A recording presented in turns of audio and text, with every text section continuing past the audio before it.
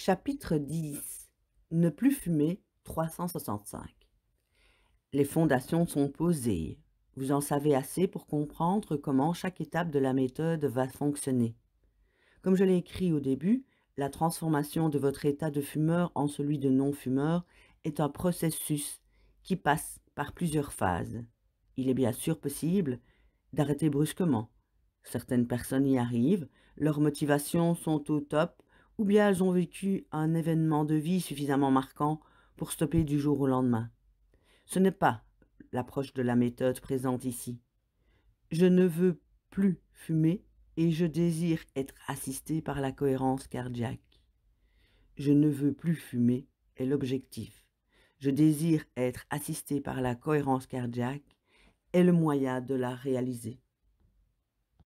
Le principe est une déprogrammation et une reprogrammation progressive de votre dépendance à la nicotine et à la cigarette, son vecteur. L'addiction dont vous souffrez s'est installée en quelques semaines, sournoisement, car vous étiez persuadé que vous seriez plus fort que la cigarette. En quelques semaines, vous ne pouviez plus arrêter. La méthode prendra quelques semaines. Il y aura des hauts et des bas, des « oh » de joie et des bas de dépit et de découragement. La progressivité de l'installation et la désensibilisation à la nicotine et à la cigarette que nous allons entreprendre se passera en douceur, presque à votre insu, comme le fut l'installation de la dépendance que vous avez laissé faire. Je vous propose de laisser faire la méthode, car elle agit de façon presque automatique. À plusieurs reprises, j'ai écrit qu'il s'agissait d'une reprogrammation. La notion de plusieurs semaines que je viens d'évoquer se base aussi sur la physiologie de vos neurones.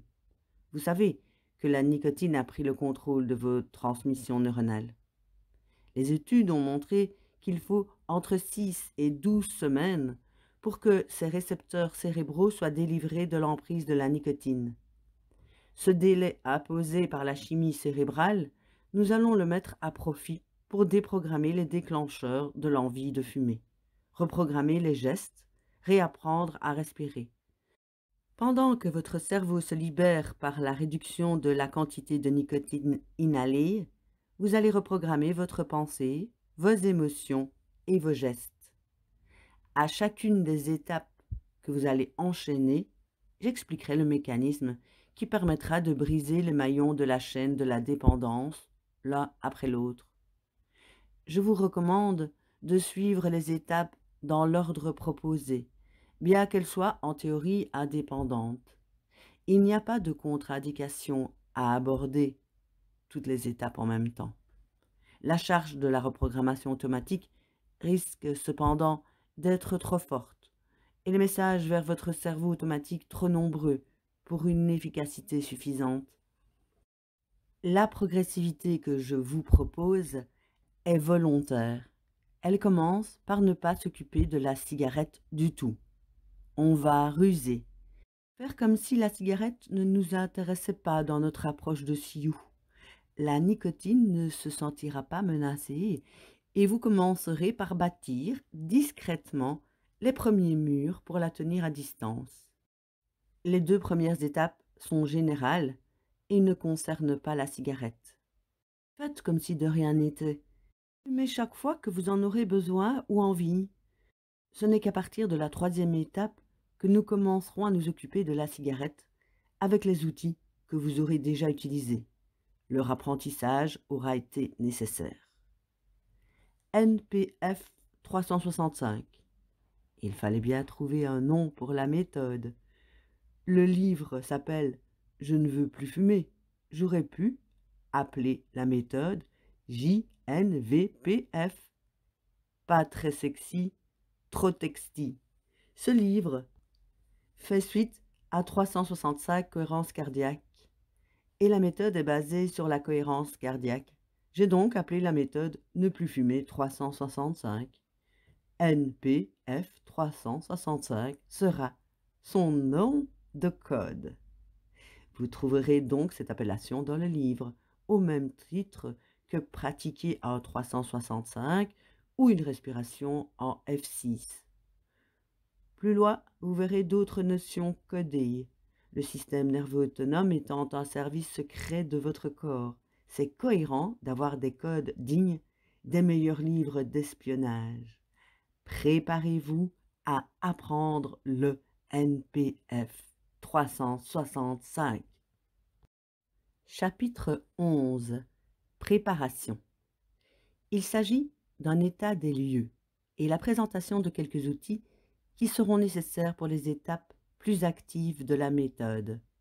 Vous allez installer quelques précautions et des outils avant de démarrer votre mission. Secret défense. Protégez-vous des autres, surtout de vos amis et de votre famille.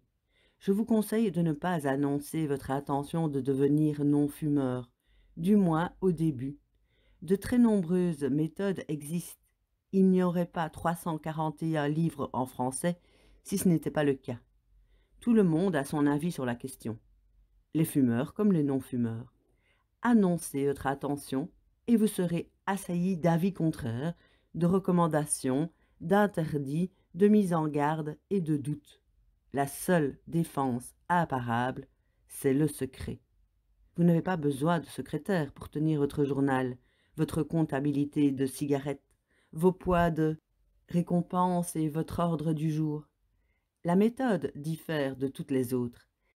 Elle permet de fumer puisque vous ne redeviendrez pas un non-fumeur. Vous allez devenir un fumeur qui ne fume plus. Cette position de fumeur qui ne fume pas vous permet de garder la tête haute et la parole vraie. Non merci, j'ai mes propres cigarettes. Je réduis en ce moment. Plus tard peut-être. Seront des réponses aux sollicitations totalement crédibles et honnêtes.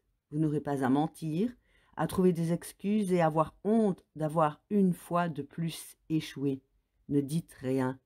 Il n'y aura plus de promesses non tenues, puisqu'elles n'auront pas été faites. Cette instruction va à l'encontre de celle que vous lirez ailleurs. Oui, le soutien social est nécessaire. Mais vos amis et votre famille sont-ils vraiment un soutien social efficace? Ce n'est pas la personne de votre entourage qui vous presse d'arrêter qui sera votre meilleur soutien. La pression ne fonctionne pas. Le journal de bord. Vous aurez besoin d'un document pour prendre des notes et pour inscrire les étapes de vos progrès avec les dates. Vous avez le choix du support papier ou fichier informatique. Vous pouvez opter pour un carnet ou un cahier, un simple agenda ou un calendrier. Les calendriers mensuels avec des carrés pour chaque jour sont également parfaits.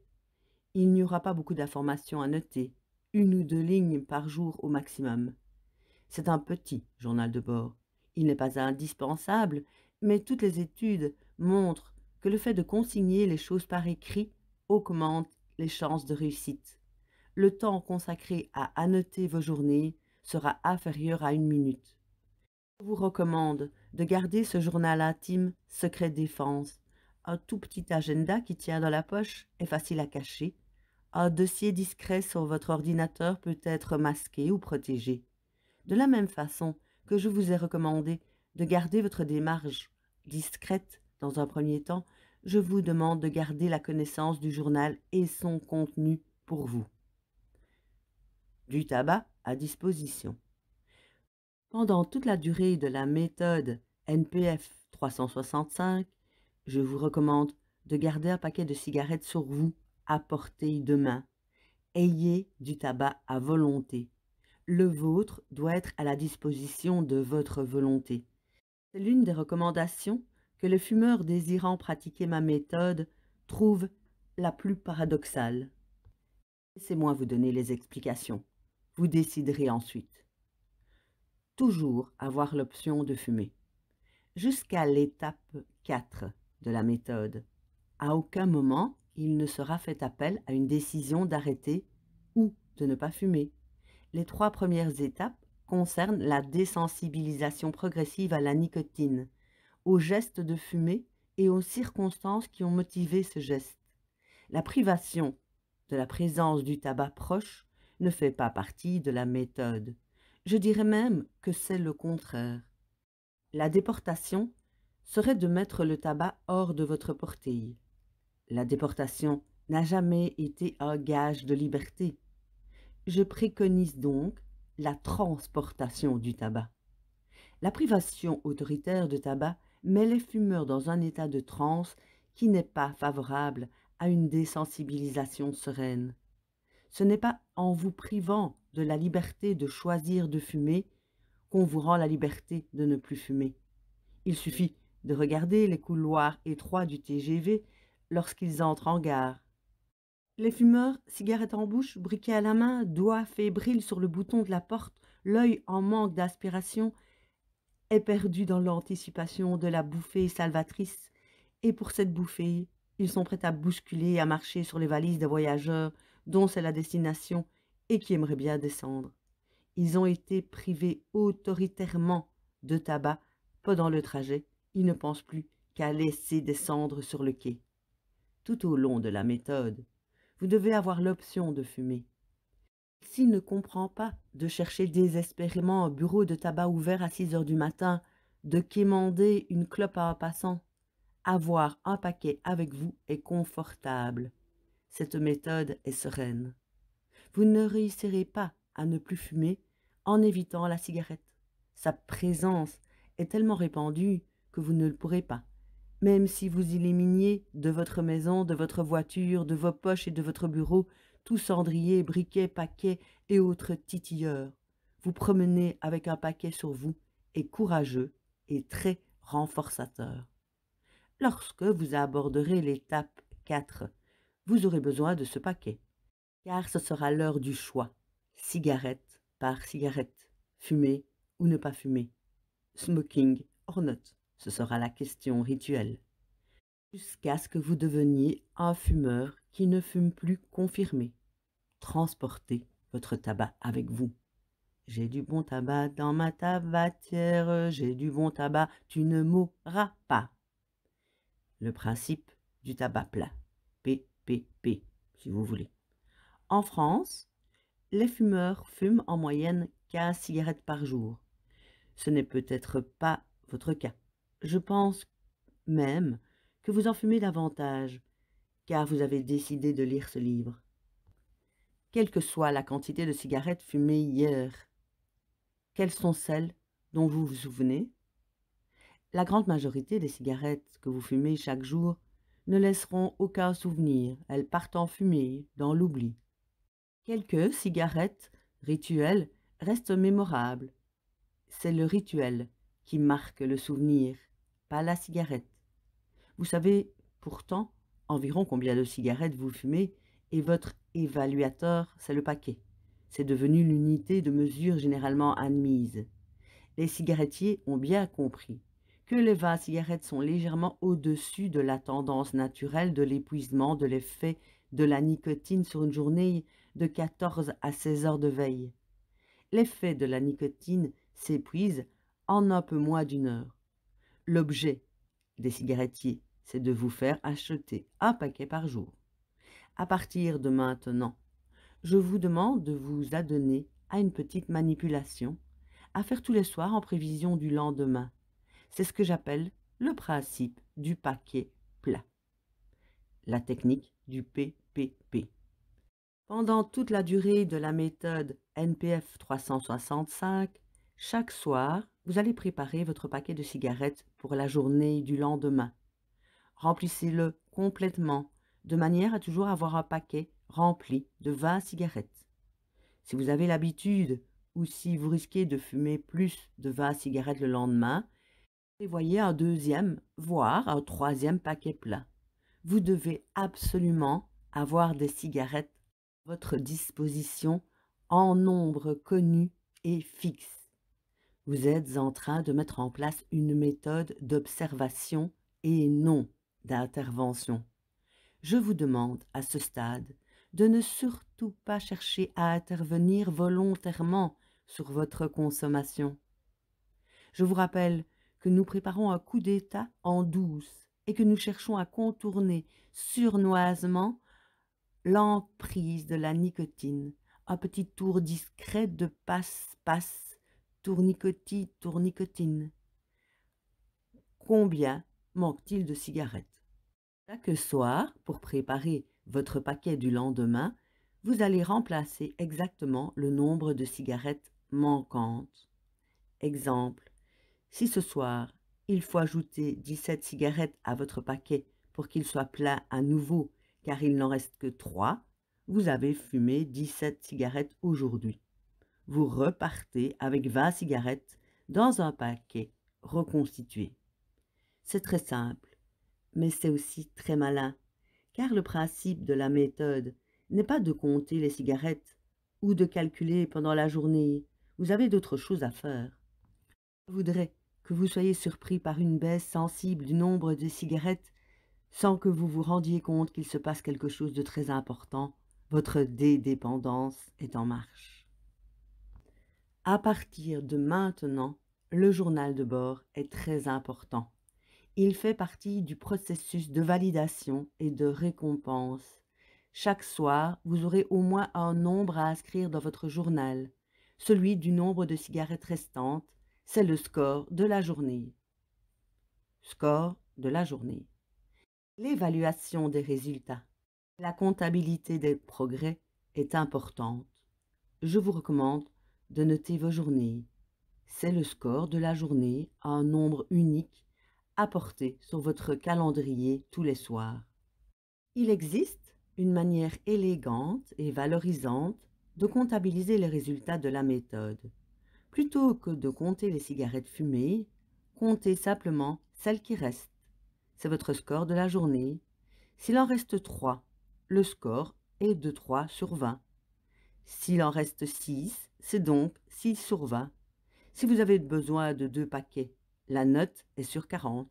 Si c'est de 3 paquets, dont vous avez besoin, c'est sur 60, etc.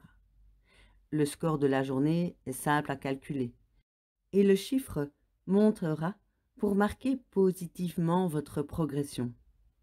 Tous les soirs, lorsque vous compléterez votre paquet pour le lendemain, vous noterez votre score dans votre journal de bord, sans jugement, frustration, sans honte ni déception. C'est un score. La partie n'est pas terminée. N'attendez pas une augmentation de ce score avant 2 ou 3 semaines à partir du début de l'étape 1. Il y aura des bonnes journées au score élevé et des moins bonnes. C'est la preuve de votre hypersensibilité à l'environnement. Tenez compte, notez, poursuivez. Cette manière de noter votre score de progression comporte plusieurs obligations. 1. Toujours avoir un paquet de cigarettes sur vous.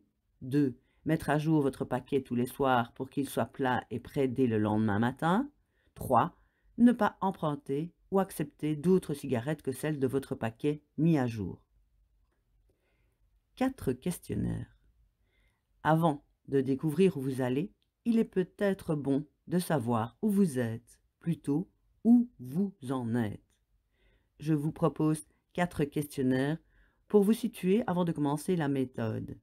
Ils pourront ensuite être utilisés à tout moment de votre progression.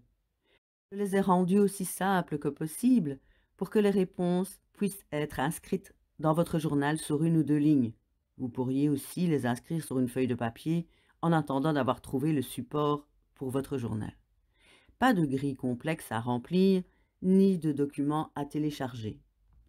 C'est comme l'état des lieux précédant l'occupation d'un nouveau cadre de vie. Où en êtes-vous dans votre désir de ne plus fumer? Quel est votre niveau de dépendance à la nicotine? Quelles sont vos chances de réussite aujourd'hui? Quels sont vos degrés d'anxiété ou de dépression? Vous pourriez par la suite reprendre les évaluations au fur et à mesure de votre programme de reprogrammation et constater les progrès obtenus et l'amélioration de vos chances. Vous serez surpris de l'amélioration de la plupart des critères qui surviendront dès les premières phases de la méthode. A. Test de motivation. Répondez aux 4 questions ci-contre. Soyez totalement honnête avec vous-même.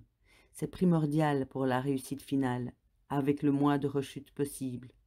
Dans votre journal de bord, écrivez la date et notez les réponses, chacune sur une ligne. Question 1. Pensez-vous que dans 6 mois, A. Vous fumerez toujours autant. B. Vous aurez diminué un peu votre consommation de cigarettes. C. Vous aurez diminué beaucoup votre consommation de cigarettes. D. Vous aurez arrêté de fumer. Question 2. Avez-vous actuellement envie d'arrêter de fumer? A. Pas du tout. B. Un peu. C. Beaucoup. D. Énormément. Question 3. Pensez-vous que dans 4 semaines, A. Vous fumerez toujours autant. B. Vous aurez diminué un peu votre consommation de cigarettes. C. Vous aurez diminué beaucoup votre consommation de cigarettes. D. Vous aurez arrêté de fumer. Question 4. Vous arrive-t-il de ne pas être content de fumer? A. Jamais. B. Quelquefois. C. Souvent. D. Toujours. Assurez-vous que vos réponses soient sincères et véritables. Consultez le barème de cotation pour connaître votre niveau de motivation aujourd'hui. Faites le total des points. Pour la première question, le A est à 0, la réponse B est à 2, la réponse C à 4, la réponse D à 8. Pour la deuxième question, le A est toujours à 0, le B est à 1, le C est à 4 et le D est à 6. Pour la question 3, le A est à 0, le B à 2, le C à 4, le D à 6. Pour la dernière question, le A est à 0, le B à 1, le C à 2 et le D à 3. Interprétation des résultats. Moins de 6 points, peu ou pas motivé. De 6 à 12, motivé mais à renforcer. Plus de 12, motivé. Autour de 20, très motivé. Ce test est appelé le test de motivation de la grue et Légeron, d'après les auteurs qui l'ont mis au point. À plusieurs reprises, entre les étapes de la méthode NPF 365, je vous demanderai de refaire ce test de motivation et je vous dirai quel est le résultat optimum pour passer à l'étape suivante. Brûler les étapes ferait brûler plus de cigarettes. B. Test de dépendance à la nicotine. Note. Ce test s'appelle bien le test de dépendance à la nicotine selon ses auteurs. En fait, il s'agit d'un test de dépendance à la cigarette si on s'en tient aux explications concernant la dépendance que j'ai développées dans le chapitre sur la nicotine. Répondez aux 6 questions suivantes, soyez totalement honnête avec vous-même et c'est primordial pour la réussite finale avec le moins de rechutes possible. Dans votre journal, à la suite des résultats du premier questionnaire, écrivez la date et notez les 6 réponses, chacune sur une ligne. Le test de dépendance. Question 1. Combien de temps après votre réveil fumez-vous votre première cigarette? Réponse A, dans les 5 minutes. B, de 6 à 30 minutes. C, de 31 à 60 minutes. D, plus de 60 minutes. Question 2. Trouvez-vous difficile de vous abstenir de fumer dans les endroits où c'est interdit? A, oui. B, non. Question 3. À quelle cigarette de la journée vous sera-t-il le plus difficile de renoncer? A, la première. B, n'importe quelle autre. Question 4. Combien de cigarettes fumez-vous par jour? A, 10 ou moins. De 11 à 20. C, de 21 à 30. D, 30 et 1 ou plus. Question 5. Fumez-vous à un rythme plus soutenu le matin que l'après-midi? Réponse A, oui. Réponse B, non. Question 6. Fumez-vous même quand vous êtes malade et que vous devez rester au lit toute la journée? Réponse A, oui. Réponse B, non. Barème de cotation. À la première question, réponse A, 3 points. Réponse B, 2 points. Réponse C, 1 point. Réponse D, 0. À la deuxième question, réponse A, 1 point. Réponse B, 0. À la troisième question, réponse A, 1 point. Réponse B, 0. À la quatrième question, réponse A, 0. Réponse B, 1 point. Réponse C, 2 points. Réponse D, 3 points. À la cinquième question, réponse A, 1 point. Réponse B, 0. À la sixième question, réponse A, 1 point. Réponse B, 0. Interprétation des résultats. De 0 à 2 points, pas de dépendance à la nicotine. De 3 à 4 points, faible dépendance à la nicotine. De 5 à 6 points, dépendance moyenne à la nicotine. De 7 à 8 points, forte dépendance à la nicotine. De 9 à 10 points, très forte dépendance à la nicotine.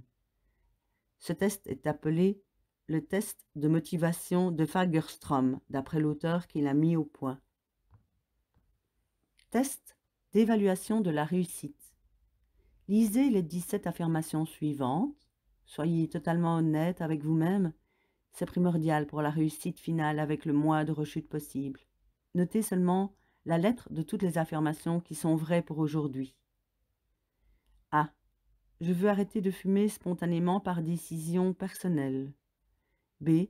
Je veux arrêter de fumer suite à un avis médical. C. Je veux arrêter de fumer suite à la demande de ma famille. D. J'ai déjà arrêté de fumer pendant plus d'une semaine. E. Actuellement, mon activité professionnelle est sans problème. F. Actuellement, tout va bien sur le plan familial. G. Je veux me libérer de cet esclavage. H. Je fais du sport ou j'ai l'intention d'en faire. I. Je veux être en meilleure forme physique. J. Je veux préserver mon aspect physique. K. Je suis enceinte ou ma conjointe est enceinte. L. J'ai des enfants en bas âge. M. J'ai bon moral actuellement. N. J'ai l'habitude de réussir ce que j'entreprends. O. Je suis plutôt d'un tempérament calme, détendu. P. Mon poids est actuellement stable. Q. Je veux accéder à une meilleure qualité de vie. Barème de cotation pour le test d'évaluation de la réussite. Comptez un point pour chaque lettre inscrite sur votre feuille et ajoutez un point supplémentaire pour chacune des lettres A, G, K, L, Q, si elles sont présentes. Interprétation des résultats. De 16 à 20 points, très grande chance de réussite. De 12 à 15, grande chance de réussite. De 6 à 11, chance réelle, mais des difficultés à prévoir. De 0 à 5, est-ce le moment de passer à l'étape suivante? Vous aurez compris qu'il s'agit aussi d'un test de motivation. Ce test est appelé le test de Maria Grimaldi, d'après les auteurs qui l'ont mis au point. Test d'anxiété et de dépression. Vous savez à quel point vous, fumeurs, êtes sensibles au stress, à l'anxiété et à la dépression. C'est d'ailleurs en grande partie l'une des raisons qui vous accroche au tabac. Vous avez mis en place un moyen efficace pour gérer votre anxiété, vos peurs et votre tendance à la dépression. C'est dommage que ce moyen s'appelle tabac et qu'il comporte tant de risques pour votre santé et pour votre survie. Complétez le test. Vous aurez une idée de votre situation face à l'anxiété et à la dépression. Vous noterez dès la fin de l'étape 2 que votre niveau d'anxiété et de dépression aura baissé alors que vous n'aurez pas encore commencé à réduire votre consommation de cigarettes. Répondez aux 14 questions ci-contre. Soyez totalement honnête avec vous-même. Dans votre journal, à la date d'aujourd'hui, notez les réponses aux questions sur 2 colonnes. C'est important. Chiffre impair d'un côté et chiffre pair de l'autre. Le test d'anxiété et de dépression. Question A. J'ai toujours autant de plaisir à faire les choses qui me plaisent habituellement. Réponse A. Oui, toujours. B. Oui, le plus souvent. C. De plus en plus rarement. D. tout est difficile. Question 2. Je me sens tendu, énervé. A. La plupart du temps. B. Souvent. C. De temps en temps. D. Jamais. Question 3. Je me sens ralenti. A. Pratiquement tout le temps. B. Très souvent. C. Quelquefois. D. Pas du tout. Question 4. J'éprouve des sensations d'angoisse et j'ai une boule dans la gorge ou l'estomac noué. A. Très souvent. B. Assez souvent. C. Parfois. D. Jamais. Question 5. J'ai perdu l'intérêt pour mon apparence. A. Totalement. B. Je n'y fais plus attention. C. Je n'y fais plus assez attention. D. J'y fais attention comme d'habitude. Question 6. J'ai la bougeotte et n'arrive pas à tenir en place. A. Oui, c'est tout à fait le cas. B. Un peu. C. Pas tellement. D. Pas du tout. Question 7. J'envisage l'avenir avec optimisme. A. Comme d'habitude. B. Plutôt moins qu'avant. C. Beaucoup moins qu'avant. D. Pas du tout. Question 8. J'ai une sensation de peur, comme si quelque chose de terrible allait arriver. Oui, très nettement. B. Oui, mais ce n'est pas trop grave. C. Un peu, mais ce n'est pas important. D. Pas du tout. Question 9. Je sais rire et voir le bon côté des choses. A. Toujours autant. B. Plutôt moins. C. Nettement moins. D. Plus du tout. Question 10. Je me fais du souci.